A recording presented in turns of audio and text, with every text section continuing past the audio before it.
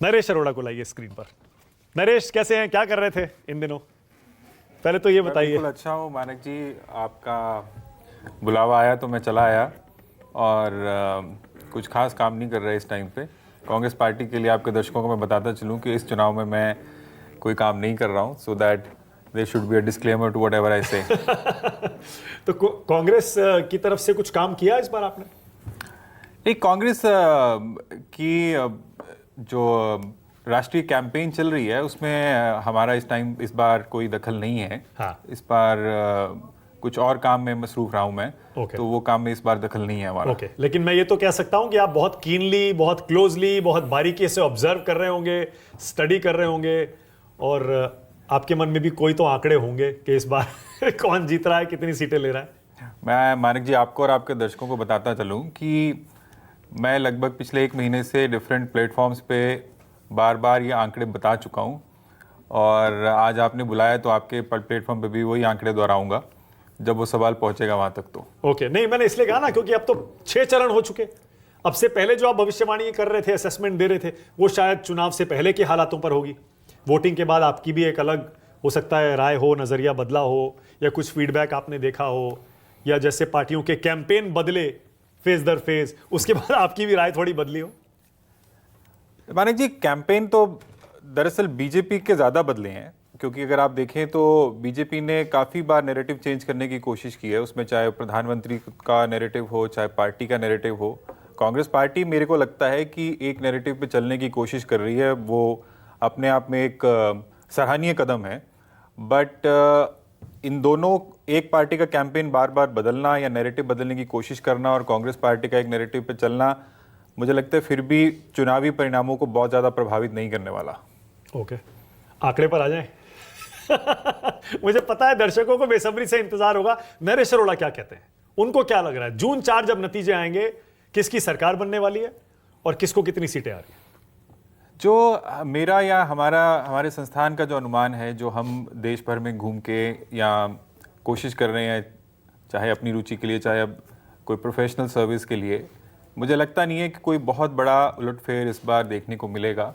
जो आंकड़े पिछली बार आए थे, लगभग जो सत्तारूढ़ पार्टी है उसके आंकड़े लगभग वही होने चाहिए, प्लस माइनस 10-15 मैं बोल रहा हूँ, हर प्लेटफॉर्म पे बोल चुका हूँ, पिछले 1 महीने से बोल रहा हूँ।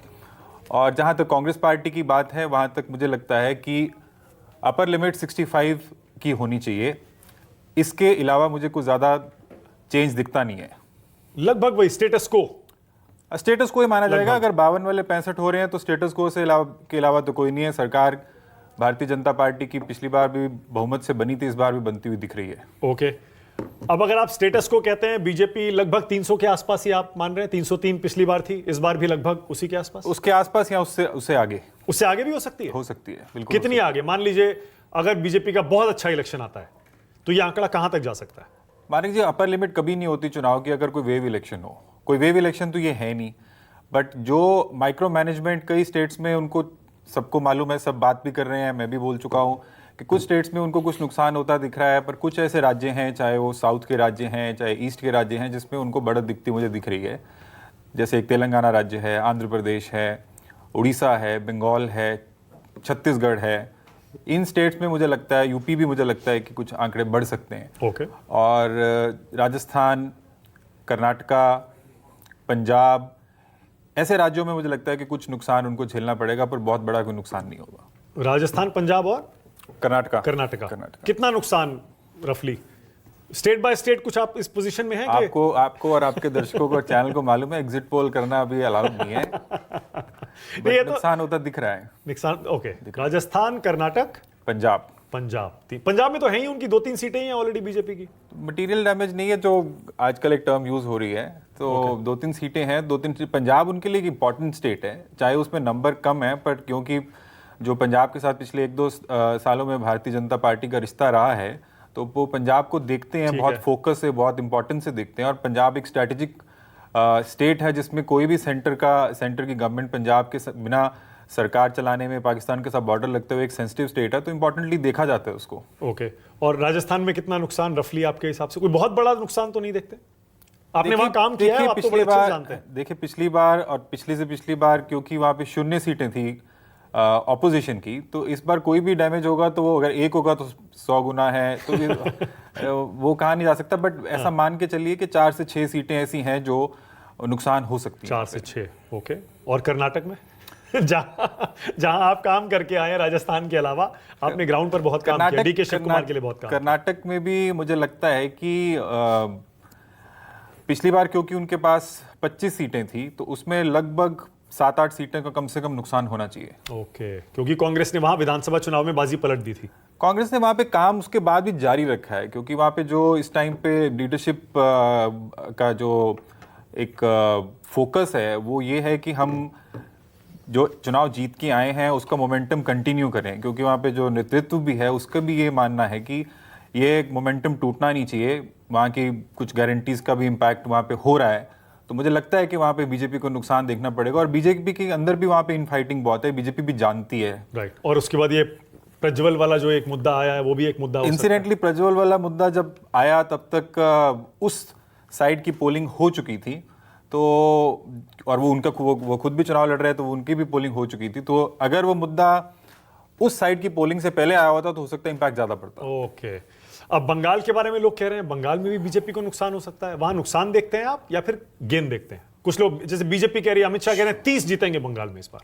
मैं नंबर पे नहीं जाऊंगा मानिक जी, बट जो हमारी टीम लौटी जब वहां से, तो जो हमें फील हुआ, क्योंकि हम सेफोलॉजिस्ट नहीं है, हम चुनाव को किसी और नज़रिए से देखते हैं कि चुनाव कौन कैसा लड़ रहा है, लोग उसके बारे में कैसी चर्चा कर रहे हैं, तो हमारा देखने का नज़रिया थोड़ा सा डिफरेंट होता है।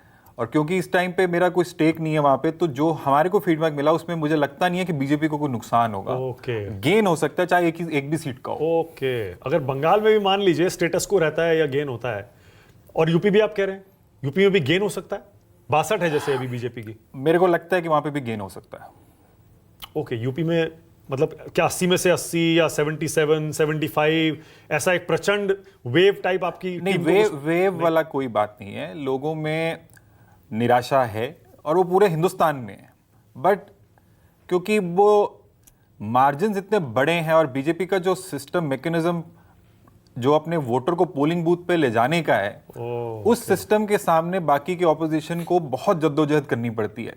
और मैं तो जरूर आश्चर्यचकित होऊंगा अगर वहाँ पे ऑपोजिशन कोई बहुत सब्सटैंशियल विक्ट्री लेके आती है, बट मुझे लगता है कि लगभग या तो नंबर वही रहेंगे या कुछ बढ़ेंगे, बहुत कम होते हुए नहीं दिख रहे मेरे को। ओके। दिल्ली का आपका कुछ असेसमेंट है? दिल्ली में इस बार कह रहे हैं कि आम आदमी पार्टी कांग्रेस मिल गई तो हो सकता है कि इस बार कुछ हो जाए।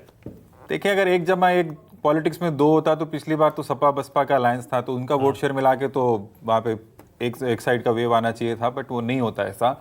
और दिल्ली में भी मुझे लगता है कि भारतीय जनता पार्टी अपनी सीटें बचाने में कामयाब रहेगी। एक आध सीट का अगर कहीं पे फाइट है, बट मोर और लेस मुझे लगता है कोई बहुत बड़ा कोई नुकसान भाजपा को दिल्ली में नहीं होगा। दिल्ली में, ओके। और साउथ में जैसे विपक्ष ने एक नारा दिया ना इस बार, साउथ से बीजेपी साफ, उत्तर में हाफ। उत्तर में तो आप कह रहे हैं ज्यादा फर्क नहीं पड़ेगा, साउथ से कुछ आपको बीजेपी का नुकसान दिख रहा है? साउथ में भी मुझे नहीं लगता। और मैं आपको एक बताना चाहूंगा कि जब जितनी बार भी मैं पिछले 1-1.5 महीने में चुनाव जब चल रहे थे, अभी तो वहाँ पे पोलिंग खत्म होगी, जब चेन्नई या तमिलनाडु में घूमा, तो मुझे पर्सनली भी एहसास हुआ कि भारतीय जनता पार्टी वहाँ पे अपना वोट शेयर बढ़ाने जा रही है और सब्सटैंशियल वोट शेयर बढ़ाने जा रही है। केरला के अंदर भी उनको सीट मिल जाए तो आश्चर्य की बात नहीं होगी, तमिलनाडु में भी सीट मिल जाए तो आश्चर्य की बात नहीं होनी चाहिए। आंध्र प्रदेश में वो डेफिनेटली कुछ सीटें जीत रहे हैं, पिछली बार कोई सीट नहीं थी। तेलंगाना बीजेपी या बीजेपी जीत सकती है आंध्रा में। तेलंगाना में वो डेफिनेटली फर्स्ट 2 पार्टीज में रहेंगे। और कर्नाटक में केवल एक ऐसा राज्य है क्योंकि वहाँ पे वो 25 सीटें 28 में से जीते हुए थे, तो वहाँ पे नुकसान होगा। अदरवाइज बाकी सब जगह पे गेन हो सकता है, नुकसान होने का तो चांस नहीं है, क्योंकि कोई सीट वहाँ पे थी नहीं उनके पास। ओके। और ये सिग्नल क्या देगा? आप तो पॉलिटिक्स के स्टूडेंट और अब तो पॉलिटिक्स पर आप अपना एक राय भी रखते हैं, इसका मतलब क्या होगा? 3rd स्ट्रेट टर्म, लगातार तीसरी बार प्रधानमंत्री पद पर बैठेंगे नरेंद्र मोदी, और 2014 के बाद 19 में सीटों को बढ़ाना और 19 के बाद 24 में उसे मेंटेन करना। क्या मैसेज है जनता का? जो मैं जिस तरह से राजनीति को देखता है, समझता हूं कि ये जो परिणाम अगर जो हम डिस्कस कर रहे हैं वैसे आते हैं और भारतीय जनता पार्टी की सरकार बहुमत से बनती है, तो मैं सेंट्रल पॉलिटिक्स या नेशनल पॉलिटिक्स में बहुत ज़्यादा कुछ उसमें इम्पैक्ट नहीं देखता हूं। पर स्टेट्स में मैं इम्पैक्ट ज्यादा देखता हूँ। मसलन बात करते हैं महाराष्ट्र की। अगर महाराष्ट्र के अंदर जो चर्चाएं हैं कि वहां पे बहुत कांटे का मुकाबला है, जो एमवीए है या महायुति है उनमें बहुत फंसा हुआ मैच है और वहां पे कुछ सीटें कम ज्यादा हो सकती हैं, मान के चलते हैं कि लोग जो कह रहे हैं वो सत्य होता है, तो अभी 6 महीने के बाद वहां पे जो है वो स्टेट इलेक्शंस हैं।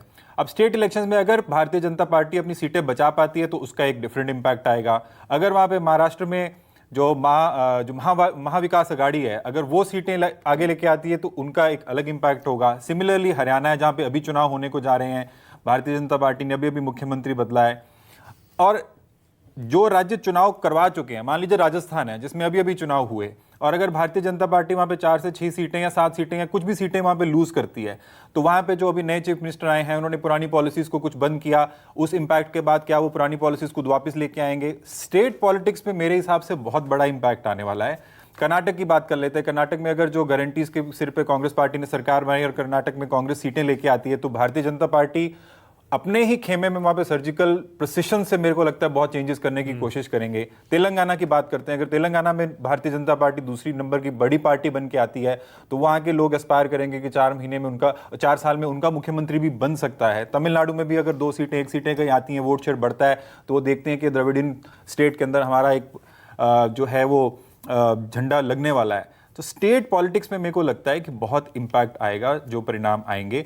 नेशनल पॉलिटिक्स में मोर और लेस कोई बहुत बड़ा चेंज मुझे लगता नहीं, अनलेस ऑपोजिशन अपने आप को जैसा आज संगठित दिखाने की कोशिश कर रही है और दिल से कर रही है उसको कंटिन्यू रखें, बट उसके चांसेस काफी कम है। ओके, और महाराष्ट्र में क्या होने वाला है? सबसे ज्यादा इस बार लोग कंफ्यूज हैं महाराष्ट्र को लेके। महाराष्ट्र पर बहुत सारे लोग भविष्यवाणी करने से इस बार बच रहे हैं, डर रहे हैं, पता नहीं क्या होगा। 2 पार्टियां टूट गई, 2 इधर 2 इधर, क्या पता असली नकली की लड़ाई है। आपको क्या लग रहा है? एक तो मुझे ये बात लगती है कि जो लोग संकोच कर रहे हैं बात करने में या कह रहे हैं हम कंफ्यूज हैं, उनको उनके दिल में और उनके दिमाग में जो है वो जो है विरोधाभास है। महाराष्ट्र में मेरे हिसाब से भारतीय जनता पार्टी अपने चिन्ह पे कोई सीटों का बहुत नुकसान नहीं कर रही है, क्योंकि जो बेसलाइन रहती है, जो वोटिंग का वहाँ पे पैटर्न रहा है और जो मेरे को वहाँ पे दिखाया, जो हमारी टीम को दिखाया, उसके अंदर ऑफ कोर्स उद्धव ठाकरे के प्रति बहुत सहानुभूति है, शरद पवार के प्रति सहानुभूति है, कांग्रेस पार्टी भी उसका फायदा ले रही है, बट उसमें अलायंस पार्टनर्स को उनके नुकसान होता हुआ दिख रहा है मेरे को, बट भारतीय जनता पार्टी को उनके सिंबल पे नुकसान होता हुआ मुझे दिख नहीं रहा। ओके, और बिहार में भी आपको यही पैटर्न दिख रहा है कि बीजेपी को नुकसान नहीं होगा, होना है तो शायद जेडीयू को हो जाए थोड़ा बहुत? बिहार एक बहुत इंटरेस्टिंग स्टेट हमेशा से ही रहा है, बिकॉज वहाँ पे आप देखते हैं कि पॉलिटिक्स की सबसे बड़ी अनसर्टनिटी अगर हरियाणा के जो लेगेसी को वहाँ पे फॉलो किया जाता है, आया राम गया राम वाली, वो बिहार में चल रही है। बट बिहार में मुझे लगता है कि एनडीए टोटल 28 प्लस रहेगा, 30-32 तक भी जा सकता है, और भारतीय जनता पार्टी फिर वहां पे मुझे लगता नहीं है कि अपनी सीटों में कोई बहुत नुकसान कर रही है। ओके, अब कुल मिलाकर अगर इसको देखें नरेश, मान लें कि आपका असेसमेंट 300 के आसपास और बढ़ा तो 320-325 तक भी जा सकता है, क्या इसमें कोई भी गुंजाइश है कि ये 272 के नीचे ही आंकड़ा आ सकता है? जनता और are you willing to stick your neck out and say कि नहीं, मुझे बिल्कुल किसी कीमत पर 272 के नीचे बीजेपी नहीं दिख रही है? मैं ये बात 1 महीने से 1 नहीं 10 प्लेटफॉर्म पे बोल चुका हूँ, सब पब्लिक डोमेन में है, और मेरे को नहीं लगता है कि 272 से नीचे या 300 के आसपास के नीचे कहीं पे भारतीय जनता पार्टी जाएगी। नुकसान उनको जरूर कई स्टेट्स में हो रहा है, मैं जैसे बता चुका हूँ, पर उनको गेन जहाँ पे हो रहा है वो भी मैं आपको साथ साथ बता रहा हूँ। तो मुझे लगता नहीं कोई बहुत बड़ा कोई उसमें चेंज आने वाला है। और उसकी वजह क्या मानते हैं फिर आप? कौन सा ऐसा फैक्टर रहा जिसकी वजह से एक बार फिर से लोग बीजेपी को, नरेंद्र मोदी को ला रहे हैं उतनी सीटों के साथ, और विपक्ष को मिलने के बावजूद वो नींद लेके जा रहे हैं वहां तक? 2-3 फैक्टर है इसमें। एक तो सबसे बड़ा फैक्टर तो नरेंद्र मोदी खुद ही है, क्योंकि नरेंद्र मोदी के प्रति जो नाराजगी जिस लेवल की होकर उनके कैंडिडेट्स को या उनकी पार्टी को नुकसान हो वो हमें नहीं दिखी, और अगर कोई डीप डाइव करके देखेगा तो मुझे नहीं लगता उनको भी दिखेगी, अनलेस वो एक फेयर और न्यूट्रल असेसमेंट करें। तो दूसरा जो भारतीय जनता पार्टी का मैकेनिज्म है, जो वोटर को पोलिंग बूथ पे लाने वाला मैकेनिज्म है, उसका अभी भी कोई कार्ड किसी पार्टी के पास है नहीं। कार्डर बेस्ड पार्टीज वैसे ही कोई नहीं है। जो 1-2 पार्टी कार्डर बेस्ड है उनके स्टेक्स बहुत कम है। तीसरी सबसे बड़ी बात जो मेरे को लगता है जो इम्पैक्ट करेगी, अब वो नतीजा तो एंड 4 जून को आने वाला है, कि ऑपोजिशन के पास 1 नहीं 5-7 चेहरे हैं जो घूम रहे हैं, जो अपनी अपनी पार्टी का नेतृत्व करते हैं, जिसमें कांग्रेस से स्टार्ट करें तो राहुल गांधी हैं, अरविंद केजरीवाल आम आदमी पार्टी, ममता दीदी, ये सब नेता अपने पास हैं। बट अगर आप बंगाल के वोटर से पूछें कि क्या आपको लगता है कि ममता बनर्जी अगर इंडिया की सरकार या भाजपा के विरोध की सरकार बनेगी तो वो प्रधानमंत्री बन सकती हैं, तो आपको बहुत ज़्यादा हाँ वाले आंसर मिलने वाले नहीं हैं। सेम बात केजरीवाल जी के लिए हो, तेजस्वी के लिए हो, अखिलेश के लिए हो, तो ये जो आपका कोर वोटर है वो तो आपको आ ही रहा है, वो तो आता ही रहा है। जो आपका बेस एक कोर वोटर बना है उतने परसेंटेज से आप सरकार नहीं बना सकते, आप चुनाव नहीं जीत सकते, आप एक्स्ट्रा सीट्स नहीं ला सकते। आपको फ्लोटिंग वोटर चाहिए, आपको नया वोटर चाहिए जो किसी वजह से आपके पास आना चाहे। अगर आप इस बात पे अपनी चुनाव को आधारित कर रहे हैं कि सामने के वाले के प्रति निराशा हमारे प्रति आशा लेके आएगी, तो वो बात नहीं है। क्योंकि मैंने ग्राउंड पे या मेरी टीम ने ग्राउंड पे ये नहीं समझा या नहीं देखा कि अगर किसी एक को हटाने की किसी की बात है तो किसी को लाने के प्रति किसी का कोई मोह है। तो neither there is a push not there is a pull. So इसलिए मुझे लगता नहीं है कि बहुत कोई चेंज होगा। जो ये स्टार्टिंग में सो कॉल्ड पोलिंग परसेंटेजेस कम होने की बात भी थी, मैंने तब भी कहा था कि ये सब बातें सिर्फ क्योंकि उनके वोटर मान के बैठ गए कि वो जीत गए हैं, उनको ज़्यादा मशक्कत करने की आवश्यकता नहीं है। और अगर आप भारतीय जनता पार्टी के कार्यकर्ता या ऑफिस बेयर्स के साथ बात करेंगे ना, तो आपको अपनी पार्टी के प्रति नेगेटिव बात वो करते हुए ज़्यादा सुनेंगे, ज़्यादा मिलेंगे। उसका कारण है कि सब लोग सत्ता में या पार्टी में या किसी चीज़ में जुड़ते हैं कुछ ना कुछ पाने के लिए, पर जब पार्टी इतनी बड़ी हो जाती है तो सबको देने के लिए पार्टी के पास है नहीं, तो उसमें जाहिर सी बात है निराशा भी होती है, और वो निराशा नीचे है। बट क्योंकि एक महिला वोटर जो है वो प्रधानमंत्री के प्रति, मेरे को उनके प्रति कोई उदासीनता बिल्कुल नहीं दिखी है। और महिलाएं मैं जितने भी एनालिस्ट को पढ़ा है कि सब बात करते कि महिलाओं का जो आकर्षण आज भी प्रधानमंत्री के लिए कायम है, पर पंजाब को छोड़ के।